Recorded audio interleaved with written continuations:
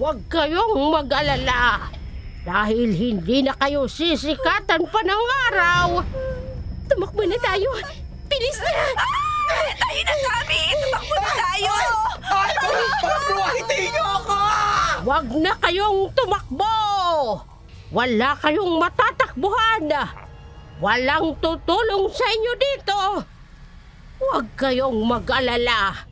Hindi ko kayo pahihirapan. Papatayin ko kagad kayo. Huwag kayong hihinto! Tumakbo lang tayo na! Paano natin matatalo dalawang aswang na yun? Ang sabi, pwede daw pangutang asin. Ano ba yan? Wala tayong asin! Sa dagat! Sa dagat! Andiyan na Punta sila! tayo sa dalampasigan! Andiyan na sila! Bakit? Sa tubig dagat nanggagaling ang asin! Malay natin! Takot silang lumusong sa tubig dagat!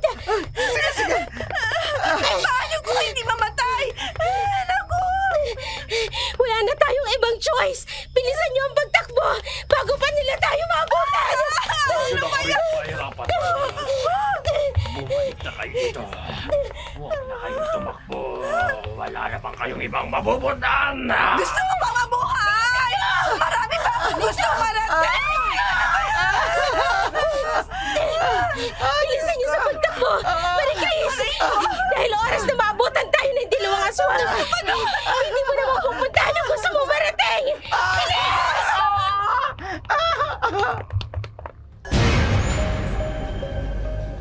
Dark Shadow 101. Kumusta mga ka-shadow? Welcome back sa ating channel. Para sa lahat ng mga mahilig sa kwentong aswang at kababalagan, huwag nating kalilimutang mag-subscribe sa ating channel, Dark Shadow 101. Lahat ng aming ilalahad mula mismo sa ating mga letter sender na hanggang ngayon nanginginig pa rin sa takot kapag naaalala nila ang kanilang nakaraan. Kwentong kilabot at katatakutan. Narito na ang ating tula sa araw na ito.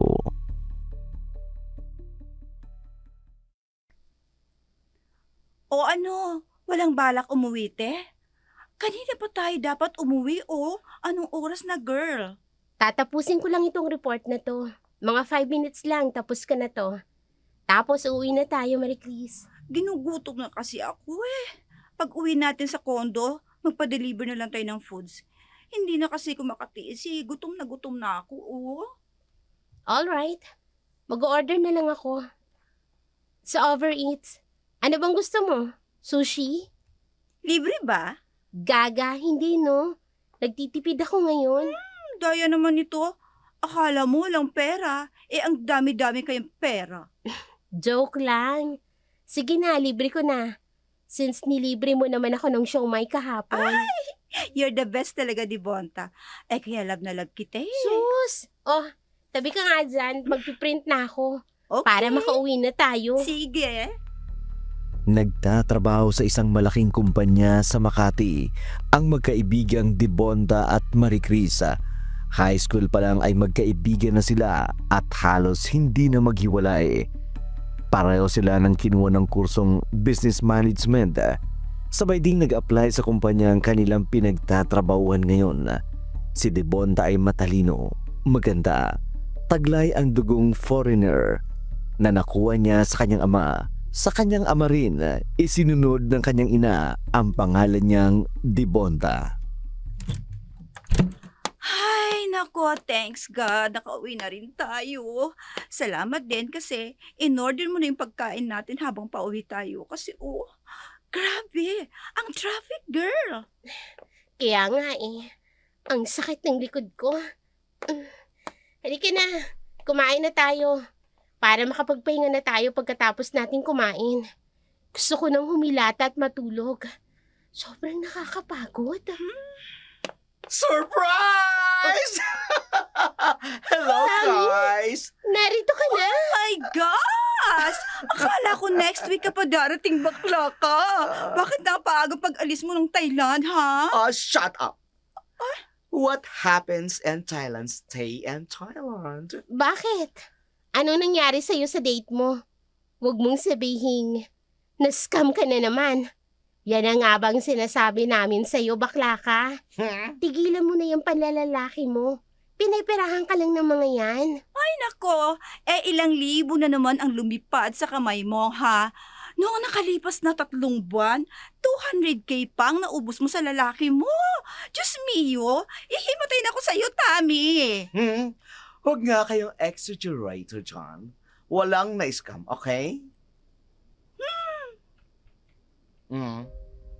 Maniwala ako sa'yo. Ikaw di ma-scam, o sige nga, ikwento mo. Wala kang sabi Pero Ano? Bakit humahaba yung uso mo? kasi yun yung omen Ay, sure up. Ew! Ano ka ba talaga? Kadiri ka, no?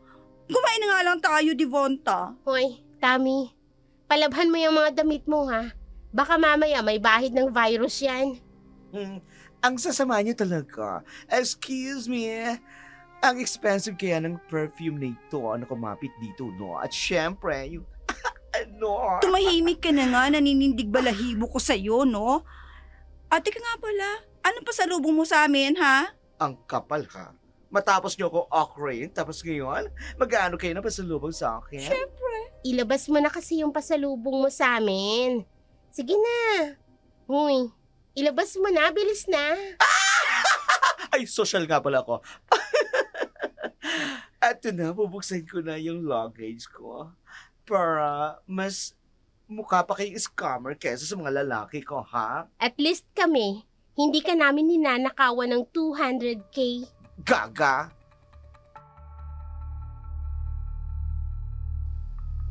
Nagtawanan na lamang silang magkaibigan. Bukod sa kanilang dalawa, may isa pa silang kaibigan, si Tami. Bakla ito, pero hindi tulad ng ibang bakla na mukhang babae. Mas pinananatili pa rin ito ang pagiging masculine. Kung hindi nga ito magsasalita, hindi mo malalaman na Becky ito. Mayaman si Tami. Malaki ang negosyo ng pamilya niya sa Luzon. At nasa politika ang ina niya. Spoiled din siya. Pero hindi nepo baby. Dahil simula pa lang ay mayaman na talaga ang pamilya niya. Old money kumbaga. Siya rin ang may-ari ng malaking kondo na tinutuluyan nila sa Makati. Samantala, kinabukasan, tinatamad na bumangon si Devonta at Maricris habang umiinom sila ng Thai herbal tea na pasalubong sa kanila ni Tami. Sakto namang lumabas ito ng silid niya. Girls, I have something to tell you both. Tungkol naman saan yun? Ang aga-aga naman yan, bakla. Where is it ba? Gusto ko, mag-file kayong dalawa ng vacation! Teka lang Ah, hindi madali ang hinihingi mo, girl. Mayayari kami sa supervisor namin. Tama. Lalo na ngayon, kailangan namin humabol kasi medyo bagsak yung sales. ako na bala sa manager ninyo. Kakausapin ko siya at alam niyo naman ang family friend namin, ang pamilya ng supervisor ninyo. Gamitan ng connection pala to? Iba talaga pag rich kid, Tumahimik nga kayo. Akala niyo naman, wala kayong kaya sa buhay. Sige na, mag-file na kayo ng vacation o kaya gamitin niyo na lang yung PTO ninyo this year. Bakit ba kasi? Ano na naman bang ganap mo? Magpapanggap ka na naman ba na girlfriend mo kami? No! Magbabakasyon tayo, girl. Oh my gosh! Are we going to Japan na ba ulit? Duh! No. Tumisik lang, no? Next year na lang tayo mag-Japan uli. Saan naman? Magbabakasyon tayo sa Sikihor! Sikihor? Seryoso? Bakit doon? Di ba pwedeng Siargao na lang? I miss surfing na eh. Kaga, pwede ka naman mag-diving, snorkeling at pumunta sa waterfall sa Siquijor. Maganda kaya doon? Wala naman akong sinasabing pangit yung lugar. Ang sa akin lang, gusto kong bumalik sa Siargao kasi namimiss kong mag-surf. Tami, ano ba talagang dahilan? Bakit gusto mong pumunta tayo ng Siquijor? Alam ko may rason yan. Pilitin mo ko. Ano nga? Ganito kasi yun. May nakilala akong gwapo at nasa Siquijor siya ngayon at nagbabakasyon. Ano? Gusto mong gamitin namin ang PTO namin this year para lang sa kalandian mo? Oo nga. Kagagaling mo lang sa isa mong FOBO. Tapos, may bago ka na naman. Kahapon ka lang dumating, Sinong girl? Sagot ko naman lahat. Babayaran ko ang bakasyon na to. Prom food, itinerary natin, name it. Samahan niyo lang ako. Sige na. ano pa nga ba? Ako hindi ko kayang tumanggi sa libre. I mean, may pera naman ako pero alam yun na, kuripot ako. Kaya sasama na ako. Thank you, Marie Chris. Alam ko, hindi mo ko matatanggihan kasi mukhang may pera ka. Mukhang pero ka. Talaga. Ay, of course. Ikaw, Devonta. O, anong say mo? Well, alipin din naman ako ng pera. So, count me in. Uy, mga kaibigan ko talaga kayo. Thank you, girls. Okay, pack your things na. Dahil nakapag-book na ako ng ticket natin at aalis tayo tomorrow night. Ano? Agad-agad? Yes! Alam ko naman na papayag kayo. And the ticket were non-refundable. So you had better pack your things now. Napatigil na lamang sina Marie Chris at Devonta. Ganun talaga si Tami. Super spoiled at wala talagang pakialam sa pera. Kahit saan niya gustuhin pumunta, siguradong kasama silang dalawa. Lalo na kapag uuwi ito ng probinsya. Katulad ng napag-usapan, nag-file nga sila ng PTO at agad itong na-approve. After that, pumunta sila sa assembly ground kasi yun ang pinakamalapit sa condo nila at doon nila pinamili ang mga kailangan nila para sa kanilang trip sa Siquijor. Pagkatapos mamili, nagdesisyon silang umuwi at magpahinga. Kinabukasan, maaga silang umalis at pumunta sa airport para iwas traffic.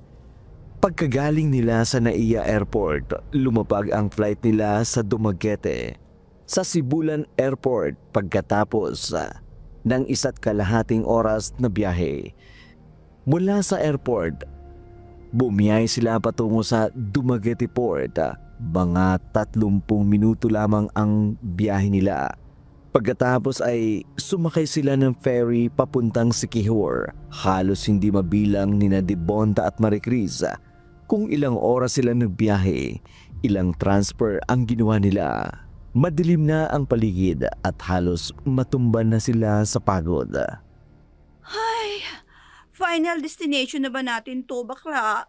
Kasi pagod na ako. Wala akong maayos na tulog. Tami, please. Sabihin mo na ito ng destination natin. Dahil ayoko na, ha? Eto na.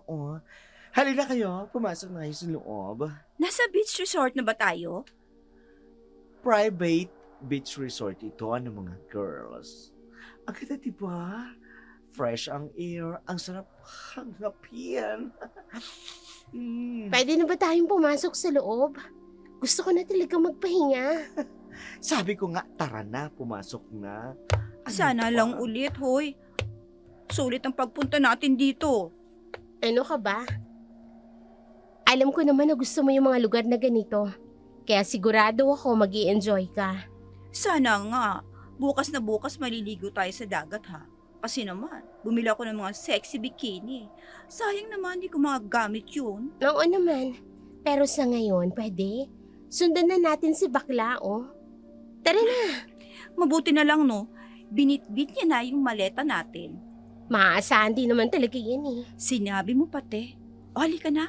Pumasok na tayo sa loob. Sakit ng katawan ko, Hindi na yata ako kakain ng dinner. Matutulog na lang ako buong magdamag. Ako rin. Sabay nang naglakad papasok sina Devonta at Maricris. Nadaanan nila ang may kalumaan na front desk. Hindi rin ito maayos ang pagkakakabit ng mga letra sa harapan nito. Nakita nilang naroroon si Tammy. Kasalukuyang kinakausap ang may katandaang babaeng marahil na naka-duty ng gabing iyon. Pagkatapos makuha ni Tammy ang susi, umakyat na sila papunta sa silid na tutuluyan nila. Nasa ikalawang palapag iyon at tanaw mula roon ang tabing dagat. Pagkatapos nila, malinis naman ang loob, ngunit halatang luma na ang lahat mula sa dingding hanggang sa kamang gawa sa kawayan na pinatungan na lang ng foam, malinis na comforter at kumota.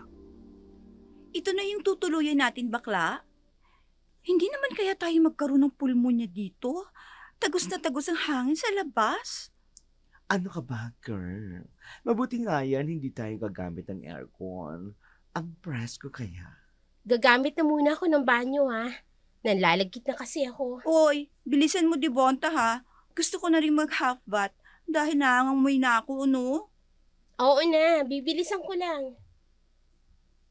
Ay, kayong dalawa talaga, hindi kayo mabuhay kung hindi nakakapag-half bath. Eh syempre naman, ang haba ng biyahe natin no. Puro alikabok pa. Ang kati kaya sa balat, ang init pa sa pakiramdam. Tama, lalo na't pawisin ako. Oh, bilisan mo na, Devonta, ha? Oo na.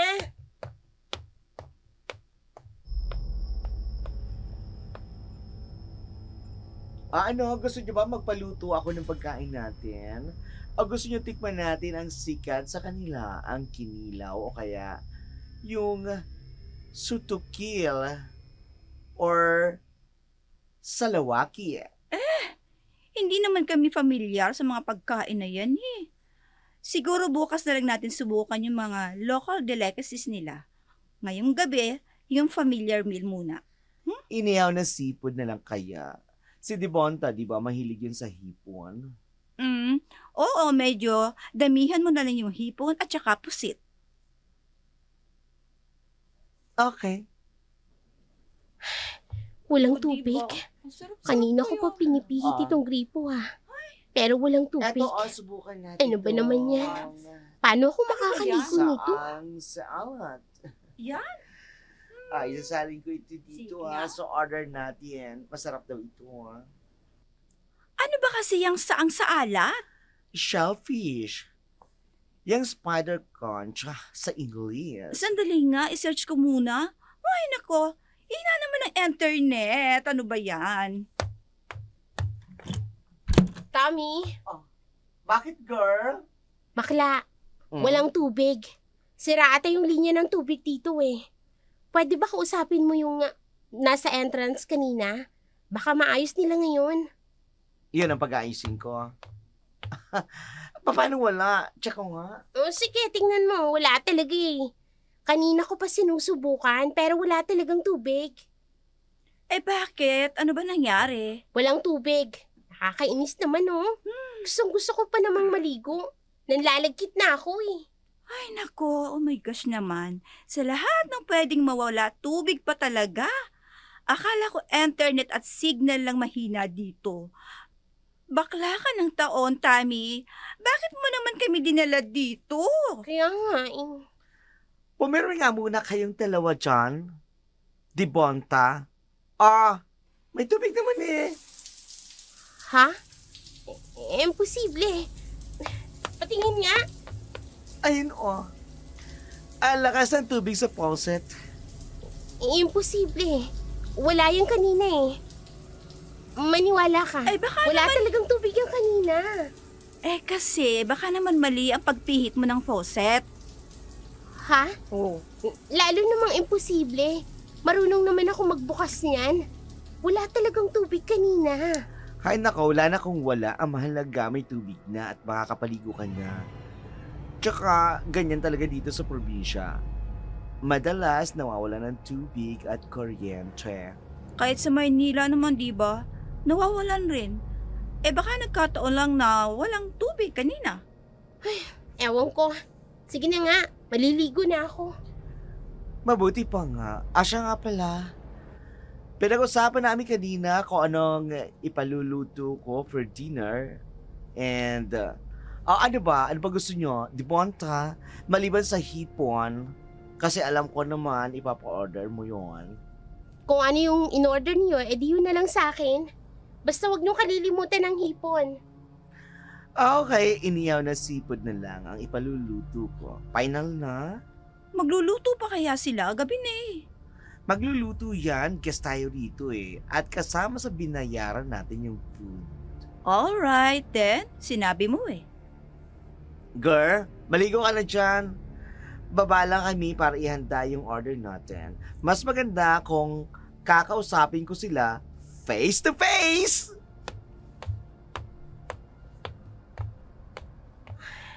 Ang weird talaga. Dahil sigurado ako, kahit isang patak ng tubig, wala kanina nung binuksan ko ang gripo. Pero, bakit nung pinuksan ni Tammy, may tubig na? Hindi na lamang pinansin ni Dibonda ang pag-uusapan ni Tammy at Maricris tungkol sa pag-order nila ng pagkain hanggang tuluyan ang lumabas ang dalawa sa kanilang kwarto. Mas natuon kasi ang pansin niya sa biglaang pagbabalik ng buhos ng tubig, pero katulad ng sinabi ni Tammy, baka nga dahil probinsya ang kinaroroonan nila at nasa liblib na barangay sila ng Siquijor, kaya ganun ang nangyari. Mabilis niyang tinapos ang pagpapaligo, lalo na nang magpatay-sindi ang ilaw sa loob ng banyo.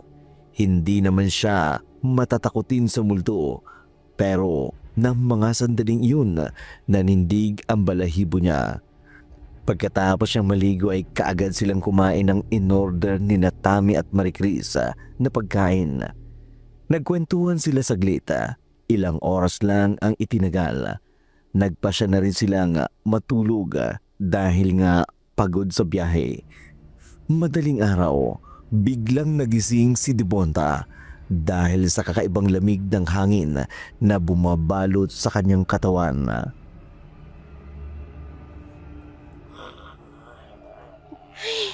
Ang lamig naman. Kaya pala, dahil bukas yung bintana. Teka nga, sasarado ko muna. Babangon ako. Biglang kumidlat at sa bintana. Dibonta, ano nangyayari sa'yo, girl? Tommy, sa bintana, sa may puting kortina, may nakita akong aninong nakatayo. Ano? Teka, bakit ang lakas ng hangin? May bagyo ba? Hindi ko alam. Baka meron. Ang lakas din ng kulog at pagkidlat kanina. May tao sa may bintana natin. Kitang-kita ko ang anino niya. Dun sa may puting kortina. Kung gano'n, tingnan natin. Halika kayo. Sandali lang, babangon ako. Ay, ano ba yan? Pumapasok yung tubig ulan dito sa lobo. Kailangan nating isara yung bintana. Dibonta! Wala naman tao dito. Baka anino lang yung puno yung nakita mo. Hindi eh. Sigurado ako, Tammy. Tao yun. Nakatayo siya dyan mismo sa kinatatayuan mo. Imposibleng anino lang ng puno yun. Promise talaga. May nakita ako dyan. Okay, relax.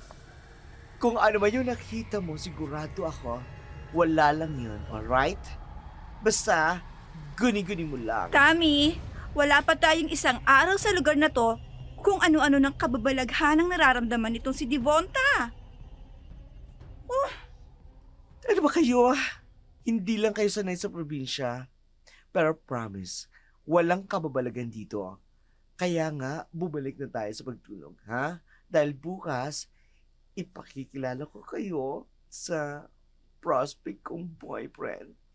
Maricris, maniwala ka sa akin. Totoong sinasabi ko. Dibonta, hindi naman sa hindi ako naniniwala sa'yo. Pero wala naman nakita si Tammy sa labas ng bintana sa veranda. Kahit ako, wala nakita. Marahil, yung anino lang ng puno ang nakita mo. Bahala kayo. Basta nagsasabi ako ng totoo. Devonta naman. Nagtalokbong na lamang ng kumot si Devonta. Hindi niya tinangkang alisin ang kumot sa kanyang muka. Kahit na isara nila ang bintana ay malamig pa rin dahil sa malakas na hangin. Hindi na rin siya nakabalik pa sa pagtulog dahil sa takot sa kanyang nakita at sa ingay ng pagampas ng hangin sa dingding at sa bubong, pati na rin ang malakas na hampas ng alon sa dalampasigan. Kinabukasan, halata ang kakulangan sa pagtulog sa mga mata ni Devonta. Pero hindi napigil si Tammy. Kaagad silang dinala sa dalampasigan kung saan may mga nipa shades houses. Kaagad na inilibot ni Devonta ang kanyang mga mata sa paligid. Doon niya lang napagtanto na sila lamang ang tao sa naturang beach at halos puro kakahuyan at karagatan ang nasa paligid. Tila ba walang ibang nakatira sa malapit. Napukaw na lamang ang atensyon niya nang bigla siyang sikuhin ni Marie Chris. Hoy, Ha? Bakit? ipinapakilala ka ni Tammy sa kadate niya. Sorry. Sino nga siya ulit? Tammy. Si Fabio. Ang gwapo niya, di ba? Fabio, ito naman si Devonta. Ang Diyosa niya rin, di ba? Half foreigner kasi. Ikinagagal ako kayong makilala. Lalo ka na, Devonta. Nice to meet you too. Kumusta naman ang unang gabi ninyo rito sa resort? Maayos naman ba ang tulog ninyo? Pasensya na pala. Hindi ko na kayo naasikaso kagabi. May pinuntahan lang kasi ako sa bayan eh. Ayos lang yun, Fabio. Pagod din naman kami sa biyahe eh. Kaya, okay lang yun. Medyo nangangalumata kami kasi ang lakas ng hangin at ulan kagabi. Oo, may LPA kasi tayo eh. Pero hindi naman dito ang landfall sa Secure. Mabuti naman kung ganon. Baka ma-stranded kami. Mahirap na. 4 na araw lang ang vacation leave namin. Ganun ba? Nako, sayang. Hindi pala kayo masyadong magtatagal dito. Marami pa naman sana akong activities na gustong gawin kasama kayo. Sandali. Baka nagugutom na kayo. Oo nga, Fabio. Siya nga pala, pwede mo ba kaming ipagluto ng food? Sigurado ako, gutom na itong dalawa kong kaibigan. No problem. Ako nang magluluto para sa inyo. Talaga? Ang sweet mo naman. Ang gwapo mo na. Ang sarap mo po. As masarap ka siguro magluto, no ha? Bisita ko kayo. Kaya dapat lang naalagaan at asikasuhin ko kayo. Tamang-tama. Bumili ako ng saang at salawaki. Ipag-iihaw ko rin kayo ng karne.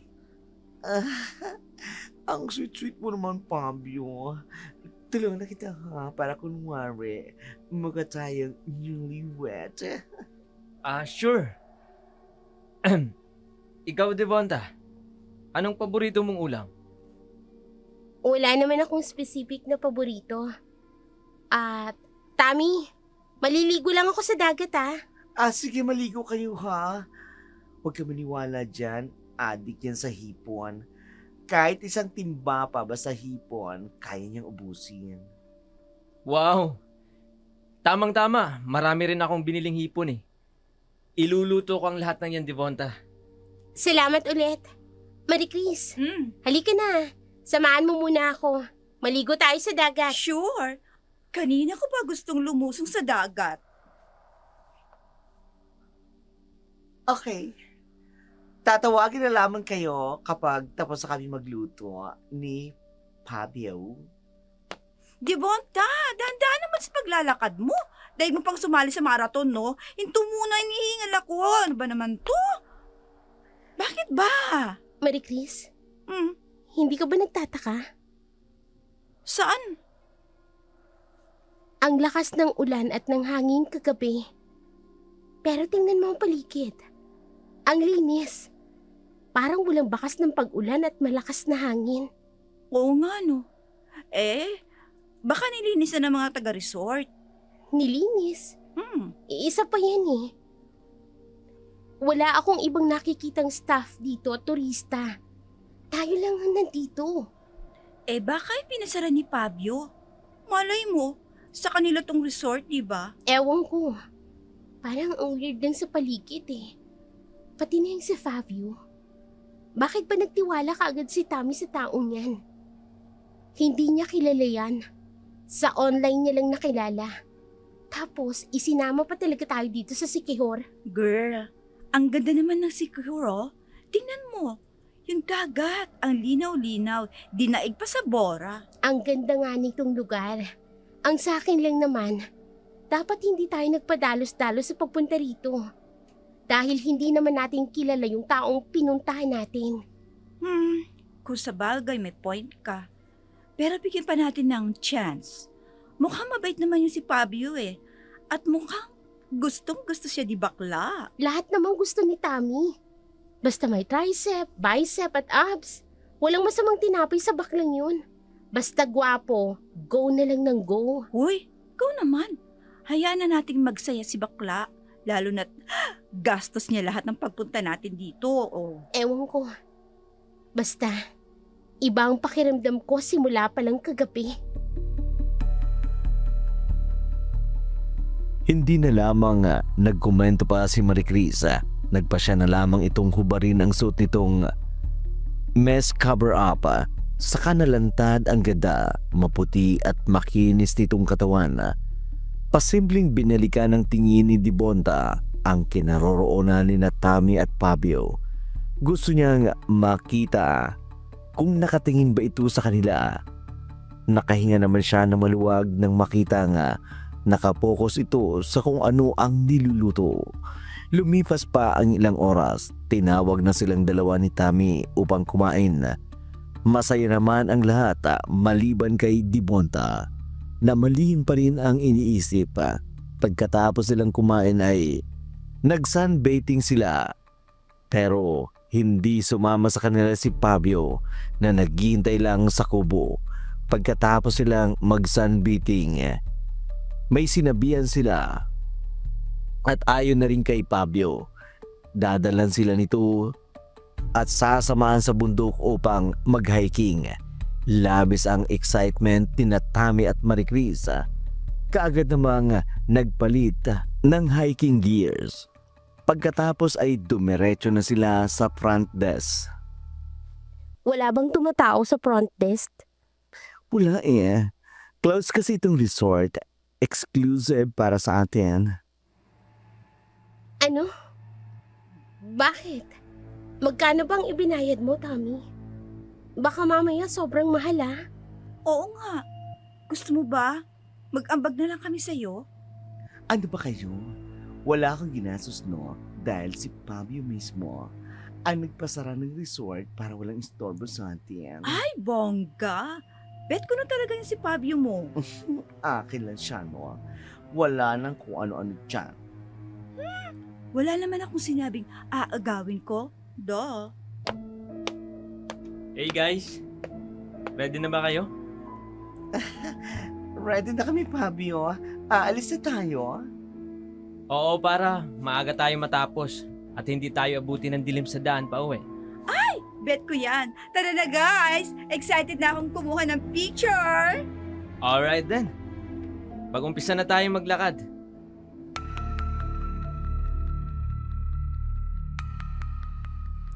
Hindi na lamang kumibo si Dibonta. Tahimik siyang sumunod sa tatlo habang naglalakad sa matarik na daan. Sa bawat nadadaanan nila, binabali niya ang maliit na sanga ng halaman. Hindi niya alam kung bakit yun ginagawa, pero patuloy pa rin sa ginagawa ang lalaki. paakyat na sila ng bundok nang mapansin niya ang mga kakaibang ukit sa mga punong kahoy, mga bilog na may krus sa gitna. Biglang nag-iba ang pakiramdam ni Debonda. Tila ba siya lang ang nakakakita ng mga iyon dahil ang dalawang kaibigan niya ay masayang nagkukwentuhan kay Fabio hanggang makarating sila sa tuktok ng bundok. Ang ganda mo, si Kihor! Woo! Tama ang siwi ng hangin dito sa itaas. At parang abot ko na ang mga ulap. Ang ganda dito, Fabio. Sabi ko naman sa inyo, magugustuhan nyo dito. Ikaw, Devonta, nagustuhan mo dito? Ha? Oo, nagustuhan ko. Ang ganda. Parang ang tray naman ang pagkakasabi mo, girl. Walang kalatoy-latoy. Walang gana. Baka pagod lang si Devonta. Ang taas din kasi ng inakyat natin Huwag ka nga. Sana yan mag-hike, no? Inaakit nga namin ang Mount Pulag nang wala yung reklamo. Medyo hindi lang maganda ang pakiramdam ko. Huwag niyo na lang ako intindihin. Bakit? May masakit ba sa'yo? May sakit ka ba? Gusto mo bumalik na tayo? Hindi. Huwag na. Napakamaalalahanin mo naman, Fabio. Natataranta ka na dyan eh. Huwag mo nang intindihin to si Devonta. Si Tammy asikasuhin mo. Baka mamaya, magtampo yan sa'yo. Sige. Oo nga naman, Fabio. Pag maintindihan ng mga friends ko, independent woman ang mga yan. Ang mabuti pa, kunan mo lang ako ng picture sa Sea of the Cloud. Sige. Halika, doon tayo, Fabio. Hawakan mo naman kamay ko at alalayan mo ako. Nakalayo na yung dalawa. Girl, ano ba nangyayari sa'yo? Kanina ko pa napapansin na parang wala ka sa sarili mo. Tungkol pa rin ba to sa nangyari last night? Hindi yun ang iniisip ko. Hindi yun naman ako pinaniniwalaan, diba? Hindi naman sa hindi. Pero kasi, wala naman akong napapansin na kakaiba. Tulad ngayon, parang normal naman ang lahat. Paano walang nangyayaring kakaiba? Malakas ang hangin at ang ulan kagabi. Pero tingnan mo, wala man lang bali yung mga punong kahoy. Tuyong-tuyo din yung lupa. Ano yun? Natuyo na lang basta? Ewan ko din, Devonta. Hindi ko rin alam.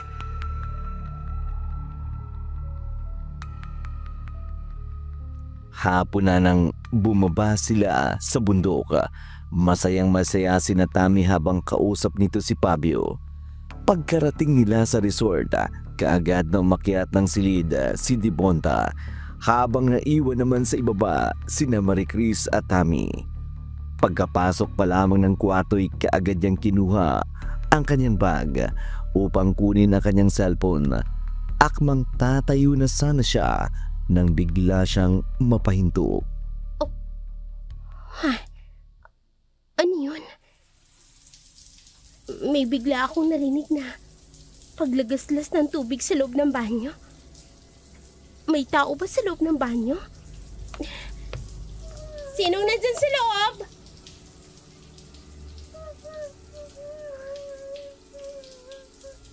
Patuloy pa rin ang paglagaslas ng tubig. Pero may naririnig akong parang umiiyak sa loob ng banyo. Ang mabuti pa, dahan-dahan kong ipipihit ang pagbukas ng pinto ng banyo. Ayan.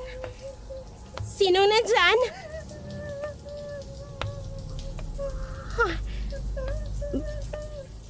May babae sa loob ng shower room.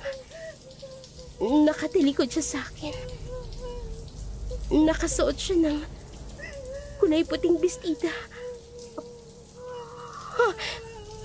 Unti-unti siyang lumilingon sa akin at ang mukha niya puno ng kalmot at may nakatarak sa lig niya. Multo! Multo! Hindi! Ang tubig na nanggagaling sa shower. Kulay dugo na ngayon. Huwag kang lalapit sa akin. Huwag kang lalapit! Devonta! Devonta! Ano nangyari sa'yo? Huwag! Hindi ka na nakakisigaw, Devonta! Ano ba? Huwag kang lalapit! Layuan mo ako! Layuan mo ako! Devonta, ano ba nangyari sa'yo? Bitawan mo ako! Hindi! Mahigpit ang pagkakahawak niya sa balikat ko! Devonta! Nasasaktan ako! Isa ka multo! Isa kang halimaw! Halimaw ka! Devonta! Bitiwan mo si Maricris! Dami! Tulungan mo ako! Nasasaktan ako! Tulungan niyo ako, please! Diyos ko! Ano ba kasi nangyayari? May halimaw! May halimaw!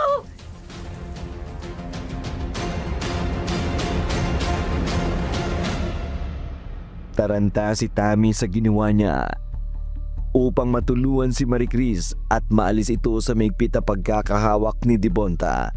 Basang-basa silang tatlo nang dumating si Fabio. Nagtataka kung ano ang nangyari sa kanila. Isinara nito ang shower pagkatapos ay tinulungan silang mailagay sa kama ang nawalang malay na si Devonta. Tulala si Maricris at si Tammy dahil hindi nila alam kung ano ang dahilan kung bakit nagkaganon si Devonta. Kaya naman, nang magising ito, nag-alangan sila kung lalapitan ba nila ang kaibigan o hindi. Anong nangyari? Ikaw ang dapat naming tanungin, Devonta. Ano nangyari at bakit bigla mo na lang hinawakan ng napakahigpit sa balikat si Maricris? At bakit nasa shower room ka? Basang-basa ka niyang maabutan ko at nagsisigaw. Tapos, bigla mo na lang akong sinugod at hinawakan ng mahigpit ang mga balikat ko. Bigla na lang bumukas ang shower. Kaya pumasok ako sa banyo. Tapos, nakita ko yung babaeng umiiyak sa loob ng shower room. Tapos, bigla siyang lumingon sa akin. Yung mukha niya, nakatatakot. Puno ng sugat at kalmot ang leeg niya. May nakatarak na matalim na bagay. Tapos, yung tubig na nagaling sa shower, bigla siyang naging dugo. Ano? Devonta, wala naman ako nakitang kung ano-ano sa loob kanina. Ikaw lang. Umiiyak ka at nagsisisigaw sa shower room. Hindi totoo yan. Alam ko ang nakita ko. May multo dito. Kitang-kita ko. Bakit ba ayaw niyo akong paniwalaan? Dahil wala naman kami nakita. Ano bang nangyayari sa'yo, Devonta? Ayaw mo ba ng bakasyon nating ito? Tommy, sasama ba ako kung ayaw ko sa bakasyon na to? Guys, please. Nagsasabi ako ng totoo. May kakaiba sa lugar na to. Lalong-lalo na sa beach resort na to. Ay, I think, kailangan mo munang magpahinga. Mag-usap na lang tayo kapag okay ka na. Bakit ayaw niyong maniwala sa akin? Okay, fine. Devonta, huwag ka naman ganyan. Kami, hayaan na muna natin siya. Lumabas muna tayo ha. Ikuha na lang natin siya ng pagkain. Okay, Devonta. Lalabas kami saglit at babalik kami dito kaagad. Magpahinga ka muna, okay? Hindi na lamang sumagot si Devonta. Pero lihim siyang napaiyaka dahil kahit ano pang paliwanag niya, hindi pa rin siya pinaniniwalaan ni Tammy at Maricris. Ilang minuto lang ang lumipas bago niya marinig ang mga yabag at ang pagbukas ng pinto. Rinig niya rin ang boses ni Tammy na sinabihan si Maricris. Nagising na siya para kumain. Pero mas pinili pa rin ni Devonta na magkunwaring tulog hanggang sumuko na rin si Maricris. Lumipas ang mahabang gabi. Hindi malang bumangon si Devonta mula sa kanyang kinahihigaan. Takot siyang pumunta sa banyo. Takot na makitang muli ang babaeng nakita niya. Kinabukasan, madilim pa ang paligid nang bumangon sina Tammy at Maricris. Nag-usap ang dalawa kung paano nila lalapitan at susuyuin ang kaibigang si Devonta. Hindi ko alam kung anong sasabihin ko sa kanya. Baka magalit at tuluyan tayo hindi ka usapin. Ay, hayaan mo muna natin siya. Kasi mukhang masama talaga loob niya at hindi natin siya pinaniniwalaan. Maricris, ikaw ba? Naniniwala ka sa multo o kaya aswang? Di ko alam. Wala naman ako nakita eh. Huwag na kayo magbulungan. Naririnig ko pa rin kayo. Devonta, sorry na. Sorry na. Huwag ka na magalit sa amin. Hindi naman ako galit. Nagtatampo lang. Sige, lalabas na muna ako. Oh, saan ka pupunta? Sasamahan ka namin. Huwag na. Gusto ko mapag-isa. Pero, Huwag naman ang pigilan. Baka mamaya lalo pang mainis. ikaw naman kasi bakla ka. Hindi ka wala nag-background check bago tayo nagpunta rito. Huwag mong sabihin na pati ikaw naniniwala ka sa multong sinasabi ni Devonta? Ewan ko. Pero, paano kung totoo? Ay nako, ang nega. Walang multo, walang aswang, walang kahit na ano dito. Ang meron lang, may Fabio. Napabuntong hininga na lamang si Maricris. Naguguluhan na rin. Kung paniniwalaan niya ba si Devonta, lalo na mukhang nagsasabi naman ito ng totoo. Samantala, si Devonta naman ay nagtungo sa front desk. Nagtataka pa siya nang makita ang matandang babae. Mailap ito't umiiwas ng tingin sa kanya. Gayunpaman, nilapitan niya pa rin ito upang kausapin. Magandang umaga po. Ako nga pala si Devonta. Kami ho yung guest sa second floor. Magandang umaga naman sa'yo. Anong may paglilingkod ko? Noong nakaraang gabi po, may nakita akong kakaiba. Ewan ko po kung maniniwala kayo sa akin. Pero may nakita po akong babae sa shower room. Bakit po kayo natigilan? Miss Devonta, marami pa ho akong gagawin. May alam ho ba kayo? May multo po ba dito sa resort ninyo? Walang multo dito. Kung ano man ang nakita mo, marahil ay gunig-gunig mo lang. O kaya'y naninibago ka lang. Dahil ibang kapaligiran dito sa probinsya kaysa sa Maynila. Pero malinaw po talaga yung nakita ko. Katulad ng sinabi ko, walang multo, walang aswang, walang mangkukulam dito sa resort na ito. Marahil ay katulad ka rin ng iba na ganun ang tingin sa aming mga taga rito. Ho? Lola, wala po akong intensyon na ganun. Sinasabi ko lang po kung anong nakita ko. Dahil kahit ako, naguguluhan at natatakot. Lalo na mga kaibigan ko na hindi naniniwala. Dahil wala nga Lola Lucinda? Ano nangyayari dito? itong bisita mo, Fabio. May itinatanong sa akin. Ako na pong bahala sa kanya. Devonta, pwede bang sumunod ka sa akin? Mabigat ang mga paanga, sumunod si Devonta kay Fabio. Dinala siya nito sa isang shade house. Malapit sa bila na kanilang tinutuluyan, binigyan siya nito ng maiinom na juice. Iniabot niya naman iyon sa pinata pero hindi niya kaagad ininom. Tungkol sa nang itinatanong mo kay Lola Lucinda. Hindi ka rin naman maniniwala. Kaya mas mabuting wag ko nalang sabihin. Hindi mo pa nga sinasabi sa akin eh. Pero pinapangunahan mo na ako. Sige. May nakita akong multo sa shower room namin. Maniniwala ka ba? Bakit hindi? Kung totoong nakakita ka nga talaga. Anong problema dun? Anong problema doon? Ang problema, walang naniniwala sa akin. Kahit mga kaibigan ko hindi naniniwala. Iniisip nilang killjoy ako na ayoko ng bakasyong ito. Devonta, ako, naniniwala ako sa'yo. Bakit ka naniniwala sa akin, Fabio? Alam mo, hindi ko alam kung bakit iba yung pakiramdam ko sa'yo. Anong ibig mong sabihin? Hindi ko pa masabi. Pero sana, huwag mong sasaktan si Tommy.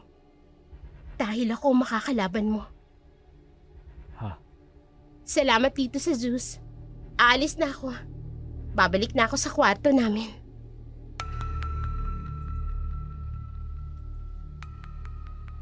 Hindi na tumugon pa si Fabio. Naiwan ito sa shed house. Sakto namang nakasalubong ni Devonta si Tommy sa may pasilyo at tinanong nito sa kanya kung nakita niya ba si Fabio. Kaya sinabi niya ritong naroroon ito sa shed house kung saan niya ito iniwan. Nagmamadali namang umalis si Tommy patungo sa kinaroroonan ng lalaki. Samantalang si Devonta ay may nadaanan niya ang front desk kung saan nakaupo ang matandang si Lucinda. Nang tapunan niya ito ng tingin, umiwas kagad ito ng tingin. Nagpa siya sanang bumalik si Devonta sa kanilang silid nang may mamataan siya sa dalampasigan. Sandali lang! Huwag ka munang umalis! Ngano man? Unsa man imong tuyo ka na ako? Pasensya. Hindi kita naiintindihan. Taga Manila ka? Marunong ka magsalita ng Tagalog? Gamay ra, kaunti lang. Okay lang. Ako si Devonta. Ikaw, anong pangalan mo, bata? Ako si Pabling. Pabling? Gusto ko sanang magtanong sa'yo, tungkol sa lugar na to. Bakit walang naliligo dito? Sirado naman di dugay ang baybayon. Ngano niya ka dire? Ano? Pwedeng pakitagalog naman, no, please? Sarado. Ang baybay. Sarado. Ha? Sarado ang buhangin? Hindi. Itong lugar. Sarado, dugay na. Ibig mong sabihin, itong resort na to, matagal nang sarado? Oo. Dugay na ni Sarado. Sige, lakaw na ako. Basin kipangita na ako sa balay. Sandali lang, bata. Huwag ka na munang umalis. Marami pa akong gustong itanong sa'yo. Mag-alis na kayo dito. Kasi, sarado na gani ining baybayon. Hindi mo ako intindihin kay dili ako marunong mag-istorya sa Tagalog. Pero, may kilala ka bang may sasakyan katulad ng jeep? O kotse, tricycle, yung mga local lang dito? May alam ka bang daan papuntang bayan?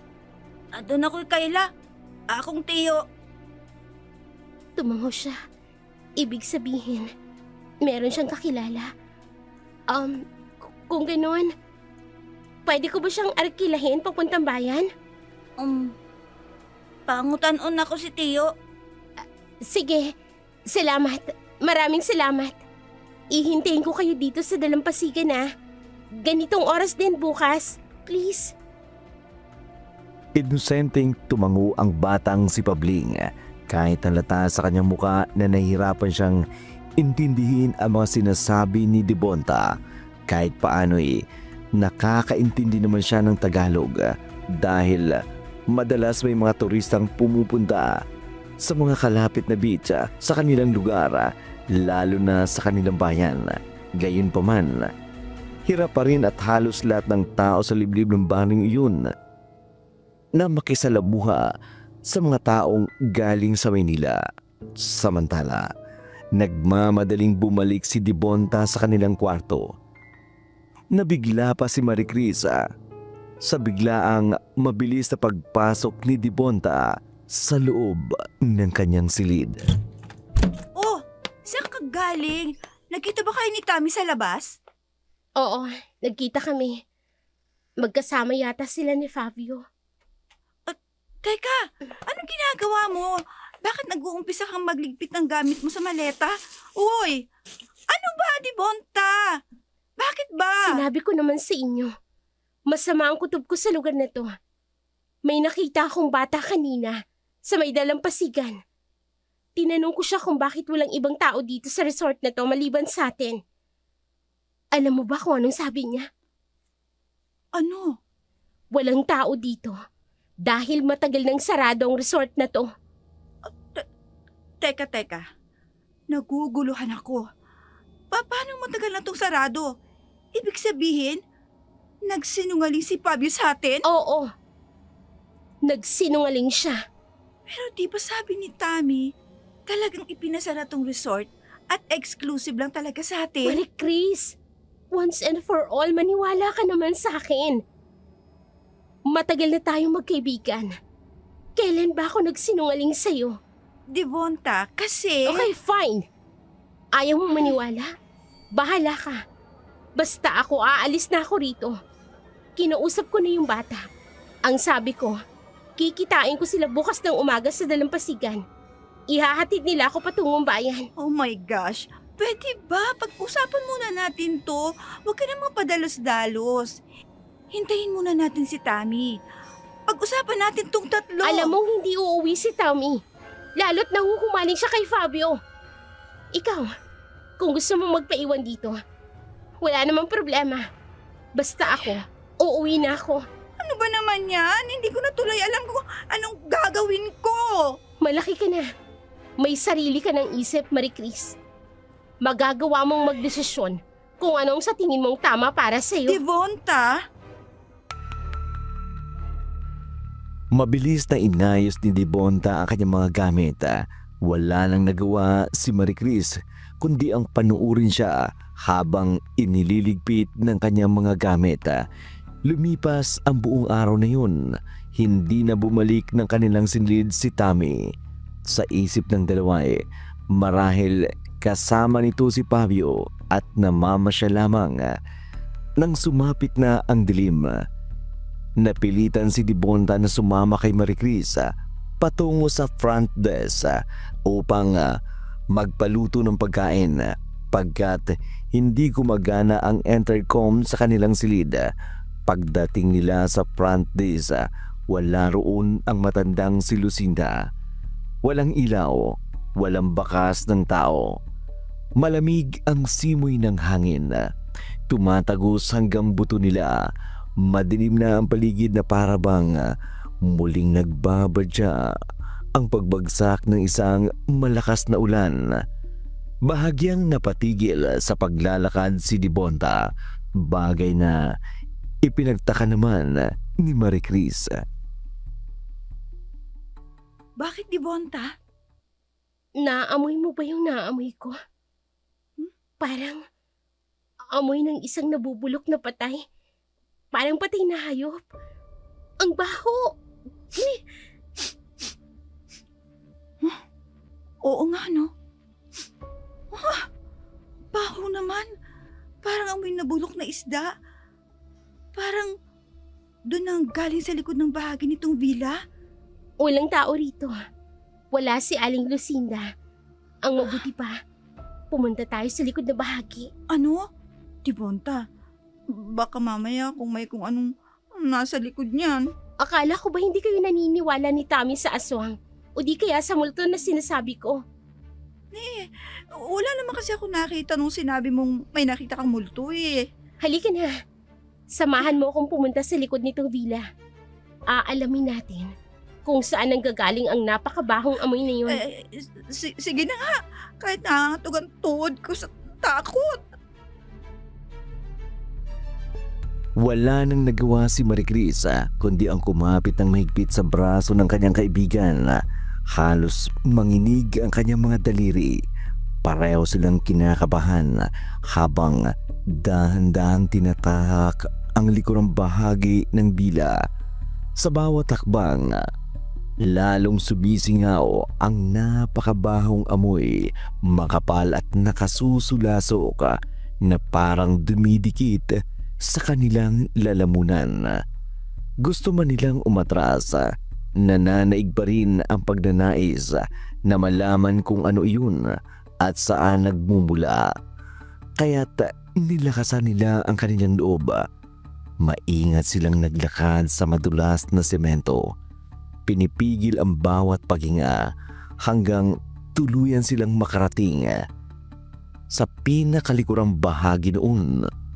Doon sila biglang napatigil sa pagitan ng dilim at ng mga anino ng mga punong kahoy nang may maaninag silang isang figura. Devonta, teka sandali. May isang matandang babayang ang naghuhukay dito sa likod ng villa. Ang mahaba at puti niyang buhok. Parang Kay Aling Lucinda. oo nga. Pero bakit siya naghuhukay ng ganitong oras? At hindi man lang siya gumagamit ng ilaw. Sinasabi ko na sa iyo eh. May kakaiba sa lugar na to. Pati na sa mga tao dito. Diyos ko! Ayun!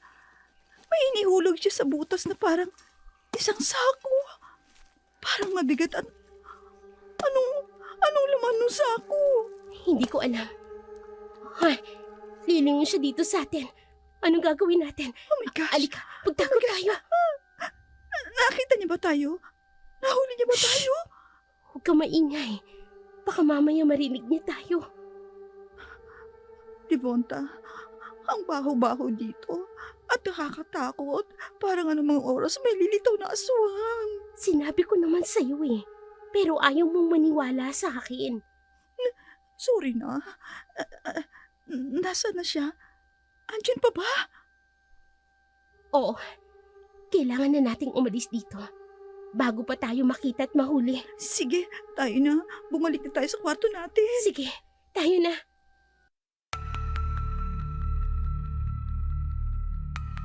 Kahit natatakot ay sinikap ng magkaibigan na makaalis sa likod ng villa nang hindi nakikita ng matandang si Lucinda. Habol hininga sila na makabalik sa kanilang tinutuluyang kwarto. Tinulak ni Maricris kahit wala siyang nakitang kakaiba katulad ng mga nakikita ni Devonta. Sapat na para sa kanya ang nakita niyang may hinuhukay sa likod ng bahay ang matandang si Lucinda.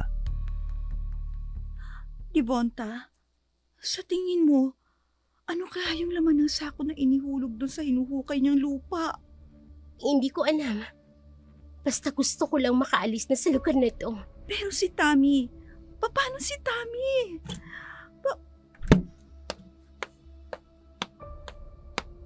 Kerr! Sorry ha. Ngayon lang ako. Nalibang kasi ako kasama si Fabio. Eto nga pala may dala akong pagkain natin. Saan kayo nagpunta, Tammy? Pumunta kami doon sa isang lamay. Lamay? Anong ginagawa niyo doon? Ginagawa, eto naman ang OA mag-react. Nadaanan lang namin tapos may kakilala pala si Fabio doon kaya doon muna kami saglit. Teka, bakit ganyan ang itsura nyo? Parang may kinatatakutan kayo. Anong meron mga te? Tammy, kilala mo ba talaga yung si Fabio? I mean, hindi naman siya masamang tao, di ba? Maricris, kinikilala ko pala yung tao. Bakit pa? Anong issue? Kanina kasi, lumabas kami. Tapos? Hindi namin naabutan doon ng matandang si Aling Lucinda. Ano naman? Tapos, Nakaamoy kami ng sobrang baho. Parang patay na hayop na nanggagaling sa likod ng villa. Kaya pinuntahan namin ni Marie Chris. Tami, nakita namin doon si Aling Lucinda. Naghuhukay at may inihulog siya na sako. Doon sa hukay mismo. Yun naman pala eh. Ano problema doon? Tommy, hindi mo ba naisip na baka kriminal yung matanda? Ano? Ang tataba ng mga utak ninyo. Huh, ang tanda-tanda na ni Aling Lucinda. Paano siya makapapatay ng tao? Tami, makinig ka na muna. May nakausap akong bata kanina. Ang sabi niya, matagal na raw sarado ang beach resort na to. Sarado naman talaga to dahil ipinasara ni Fabio para sa atin. Hindi ganun yung punto ko. Ang punto ko, matagal na tong sarado. Bago pa tayo dumating dito. Devonta, Marie Chris, mga kaibigan ko kayo. Hindi ko naman kayo ipapahamak. Sige, para matigil na kayo sa pagdududa ninyo, pumunta tayo sa likod ng bahay. Huhukayin natin yung hukay na sinasabi ninyo na hinukay ni Aling Lucinda para makita natin kung ano ang laman. Ano? Babalik tayo doon? Baka mamaya Magandang ideyang naisip ni Tami Marie Chris. Para malaman din natin kung anong inihulog ni Aling Lucinda sa hukay kanina. Oh my gosh. Oh my God. Huwag mo po kami pababayaan, please. Gaya ng napag-usapan nilang tatlo, tahimik silang nagtungo sa likod ng bahay, pilit na iniiwasang makapagliga ng kahit na konting ingay. Halos hindi sila humihinga habang dumadaan sa front desk. Ngunit wala silang nadatna ng kahit na sino. Wala doon ang matandang si Lucinda. Nagpatuloy sila patungo sa likurang bahagi ng villa. Pagdating nila doon, bumungad sa kanila ang preskong lupa, madilim, basa, at halatang kamakailan lamang ang hinukay nito. Yun ang lugar na nakita nilang pinaghukayan ni Lucinda.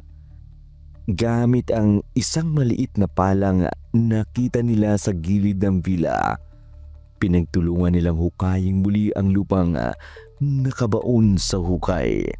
Bawat bagsak ng pala ay may kasamang kaba.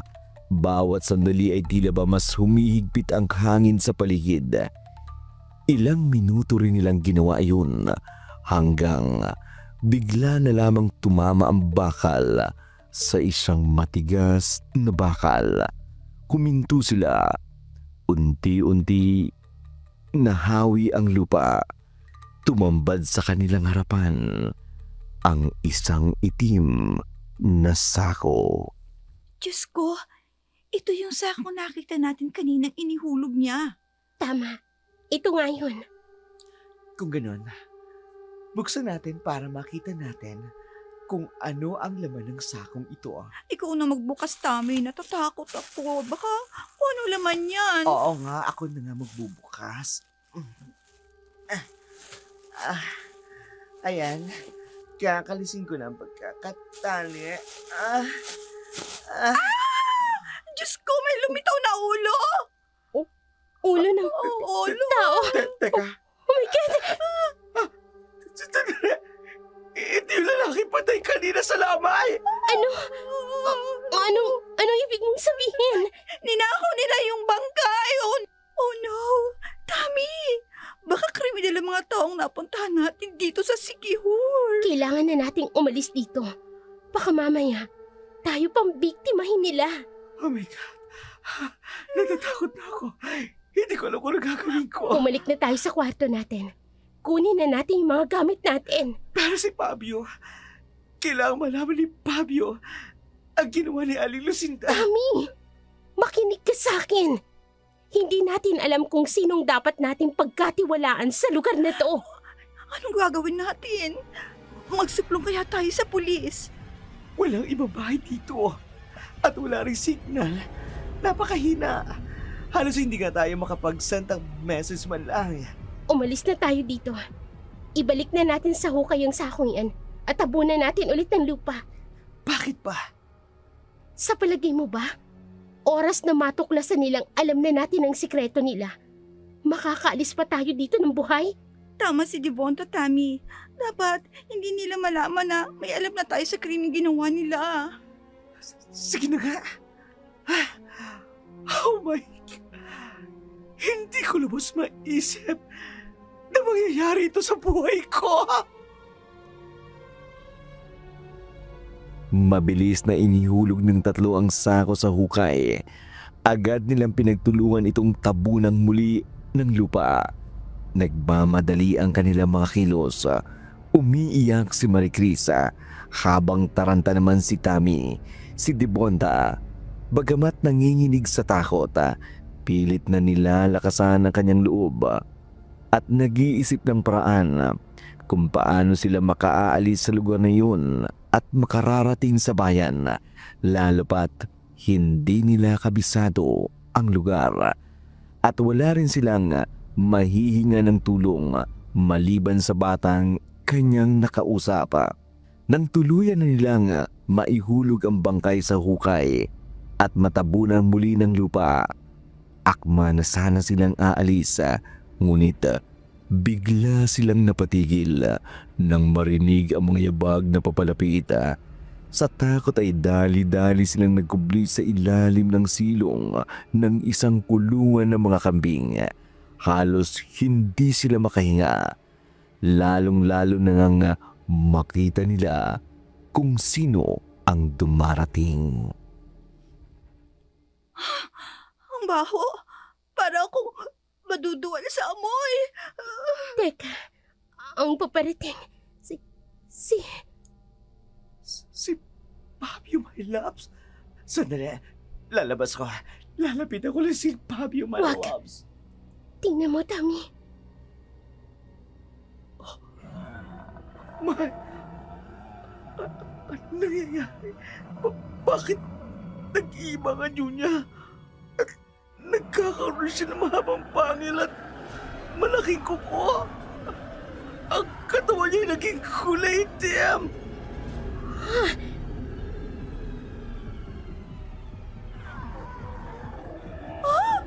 Aswang! Aswang si Fabio! Okay, maingay. Baka marinig niya tayo dito. Hinuhukay niya at inilabas yung sako, yung bangkay. Inuumpisa niyang kainin yung bangkay. Oh my God! Anong klaseng animal yan? Isa siyang balbal. Akala ninyo ba hindi ko alam ang bawat kilos ninyong tatlo? Kasabot ka ni Fabio. Kaya pala hindi ka naniniwala sa akin na may nakita akong multo at hindi ka makatingin sa akin ng diretso dahil kasabot ka niya.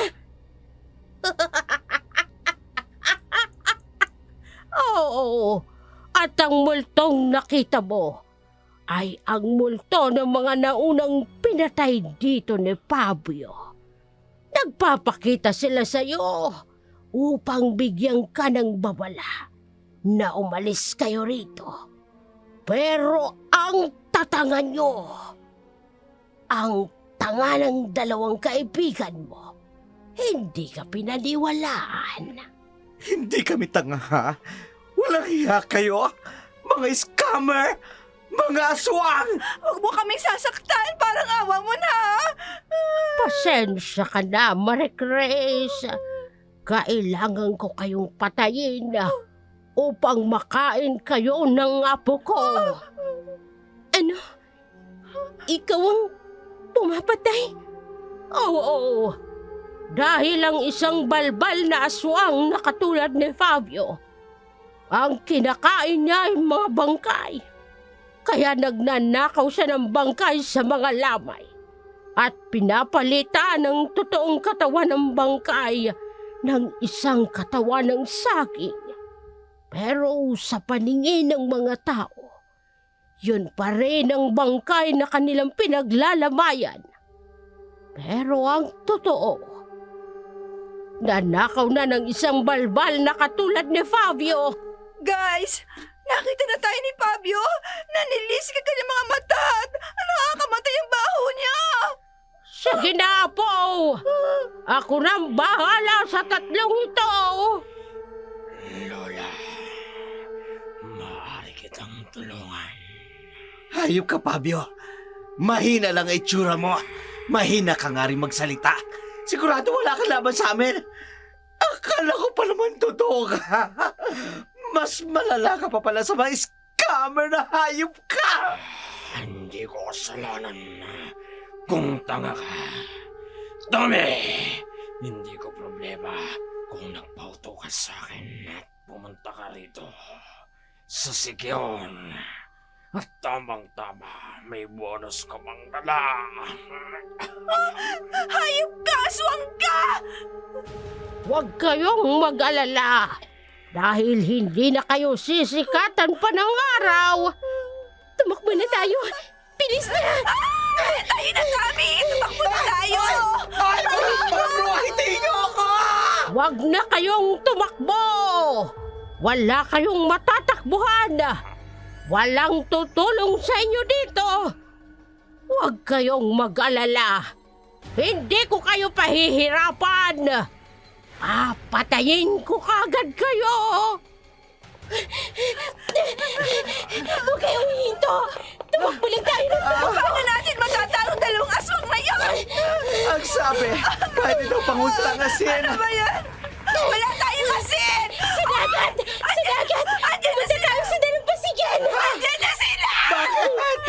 Sa tubig dagat nanggagaling ang asin! Malay natin! Takot silang lumusong sa tubig dagat! Paano kung hindi mamatay? Naku! Wala na tayong ibang choice! Bilisan niyo ang pagtakbo bago pa nila tayo maabutan! Ano kayo? Bumalik na kayo dito. Huwag na kayong tumakbo. Wala naman kayong ibang mabubutan. Gusto ko pa mabuhay! Marami pa akong gusto marating! Bilisan niyo sa pagtakbo! Balik kayo! Dahil oras na maabutan tayo ng dalawang aswang! Hindi mo na mapupuntahan ang gusto mo marating!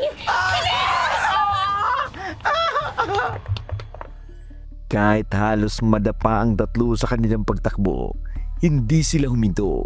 Malinaw nilang naririnig ang halakaka ng dalawang aswang na humahabol sa kanila. Tila ba pinaglalaroan lamang sila ng mga ito. Wala na silang ibang mapagpipilian. Wala na silang alam na anumang panglaban sa mga aswang sapagkat kailanman hindi nila inakala na totoo nga ang nilalang na iyon. Para sa kanila, mga kwentong bayan lamang ang aswang, mga alamat na naikwento sa mga liblib na lugar sa probinsya. Hindi kailanman sumagi sa kanilang isip na mararanasan nila mismo ang ganong klaseng bangungot. Nang makarating sila sa dalampasigan, agad silang lubusong sa tabing dagat. Kahit pananunuot sa buto ang lamig nito, doon sila natigilan sapagkat nakita nilang umatras sina Fabio at Lucinda na parabang hindi nila kayang tawirin. Lumusong sila sa dagat. Umahon kayo riyan. Ano nangyayari? Bakit hindi nila tayo nasusundan dito? Oo nga. Hanggang sa may dalampasigan lamang sila. Tama ang hinala ko. Takot sila sa tubig alat. Kung ganon, yung pala ang dahilan kung bakit isang beses hindi ka naliligo sa dagat na damuho ka. Dahil takot ka pala sa tubig. Dahil aswang ka! Tami, umahon ka riyan sa dagat. Ayusin natin to. Hindi ba sabi mo sa akin, mahal mo ako? Kung mahal mo ako, sasama ka sa akin! Tommy, huwag kang magpapalinlang sa kanya. Nililinlang ka lang niya para umahon ka dito sa tubig dagat.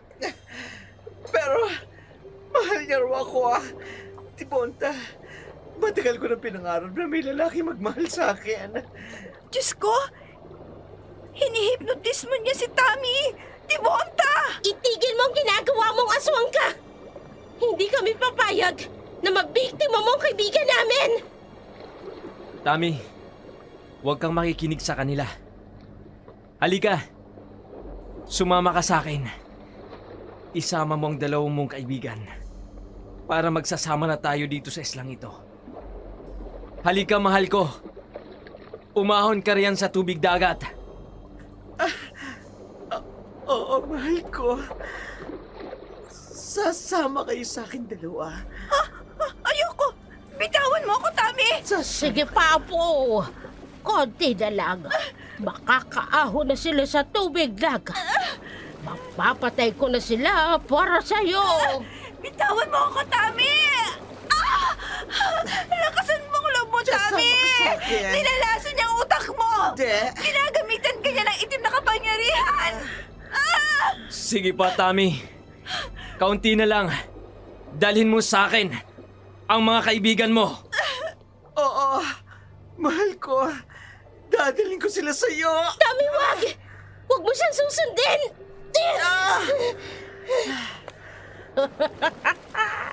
Wala na kayong magagawa. Mapapasa amin na rin kayo. Sa amin pa rin ang huling halakak. At mabibiktima pa rin kayo ng balbal. Yun ang akala mo! Etong sa'yo!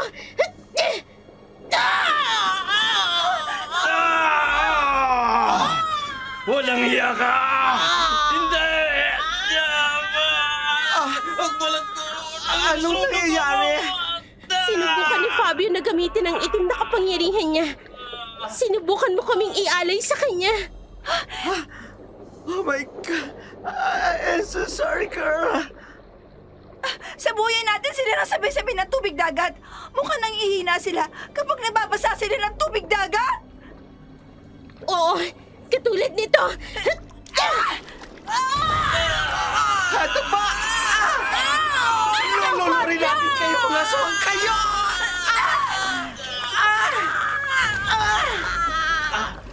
Nanghihina ako, Lola. Wag, apo ko.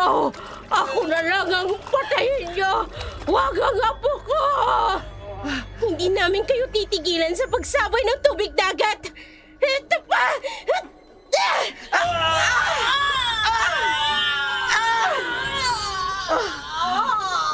Nangihina na sila! Hindi sila makakilos! Ikapos natin sila! At ilagay dito sa tubig para sigurado tayo hindi sila makakawala at makakatakas! Oo, Tami. Yun ang gagawin natin. Bilisan natin habang lupaypay sila. Ito na ang katapusan niyo maglalang aswang. Mga kriminal! Pagbabayaran yung ginawa niyo sa mga biktima niyo. Pagsisisihan niyo lahat ng kahayupan niyo!